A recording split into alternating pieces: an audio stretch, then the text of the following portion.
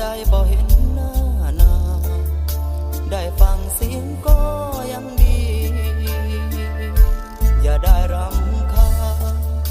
หากพี่นั้นโทรมาบ่อยเห็นใจพี่หน่อย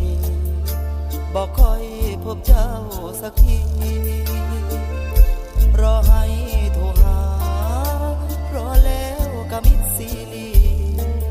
เบอร์โทรที่ทำงานพี่เคยให้ทำหาหรือยังวันนั้นโทรมาทำไมจึงรีบบางหูข้างกายมีภัยซ่อนอยู่หรือมีผู้ดักฟังพี่เกรงใจเจ้าแต่ยามเหงาขอโทรคุยบ้างให้ใจมีหวังให้ชีวิตมีแรงใจอยากคุยนานนอกตู้นั้นคนเข้าคิวท่าเอาไว้มือหน้าเลิกงานสิโทรหาไหมบ่มียังขอฟังเสียงเติมแรงใจวันนี้ก่อนที่วางสายขอฝากใจด้วยค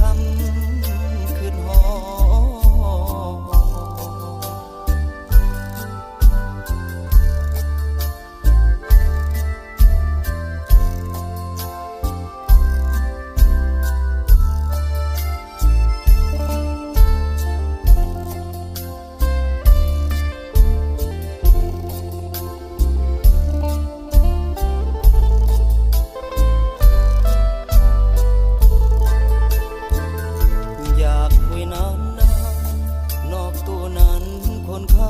คิวท่าเอาไว้มือหน้าเลิกงานสิโทรหาไหมบ่มียังขอฟังเสียงเติมแรงใจวันนี้ก่อนพี่วางสายขอฝากใจ